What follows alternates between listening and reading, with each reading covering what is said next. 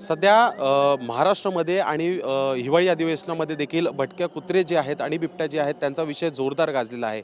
आज सकाळी देखील मुंबई महानगरपालिकेने जे आहे भटके कुत्रे विधानभवन परिसरामधले पकडण्याचं काम केलेलं आहे आणि अशामध्येच पुन्हा एकदा आपल्याला या ठिकाणी भटके कुत्रे जे आहेत ते दिसून येत आहेत। ज्या ठिकाणावरून आमदार असतील, मंत्री असतील, ज्या रेड कार्पेटवरून या ठिकाणी येत असतात त्याच ठिकाणी आपल्याला भटके कुत्रे हे पुन्हा एकदा दिसून येत आहेत। बघू शकतो बाजूनी देखील मंत्री महोदय जे आहेत ते चालताना दिसून येत आहेत आणि अशामध्येच आता त्यांच्याच बाजूला आपण बघू शकतो एक भटके कुत्रे जे आहेत त्या ठिकाणी दिसून येत आहेत। महानगरपालिकेने जरीही भटके कुत्रे हे सकाळी विधानभवन परिसरामधले पकडले जरी असले तरी मात्र अजून एकदा पुन्हा एकदा जे आहेत या ठिकाणी कुत्र्यांचा वावर जो आहे तो दिसून येत आहे।